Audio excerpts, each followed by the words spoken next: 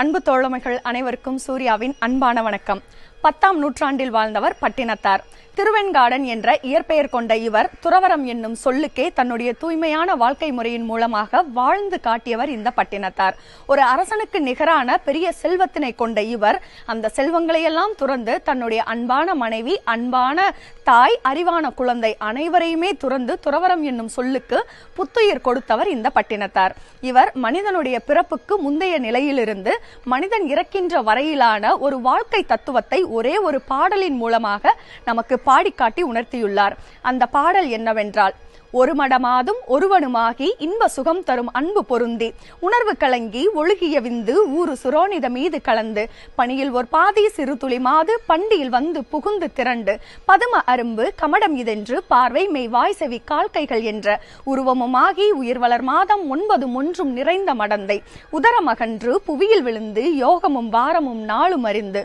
ஒளிநகை ஊரல் இதழ் மடவாரும் முவந்திட வந்து தவழ்ந்து மடியிலிருந்து மழலை மொழிந்து வாயறு போதன நாமம் விளம்ப உடைமணி யாடை அரைவடமாட உண்பவர் தின்பவர் தங்களோடுண்டு தெருவிலிருந்து புழுதி அடைந்து தேடிய பாலரோடோடி நடந்து 5 வயதாகி விளையாடியே உயர்த்தரு ஞான குரு உபதேசம் முத்தமிழின் கலையும் கரை கண்டு வளர்பிறை என்று பலரும் விளம்ப வாழ்16 பிராயமும் வந்து மதன சொரூபன் இவனன மோக மங்கையர் கண்டு மருண்டு திரண்டு வரிவிழி கொண்டு சுழிய எரிந்து மாமையில் போலவர் போவது கண்டு மனது பொறாமல் அவர் பிறகோடி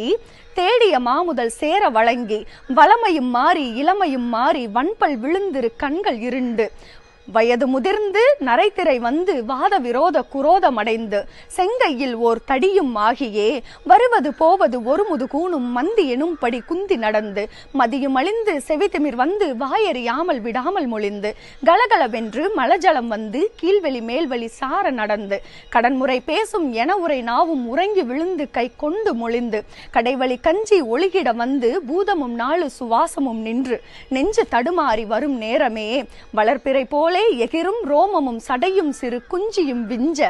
மனது மிருண்ட வடிவும் இளங்க மாமலை போல் எம தூதர்கள் வந்து வளைக்கொடு வீசி உயிர்கொடு போட வந்தில மைந்தர் குனிந்தல நொந்து மடியில் விழுந்து மனைவி புலம்ப மாழ்கினரே இவர் காலம் அறிந்து வரிசை கெடாமல் எடுமென ஓடி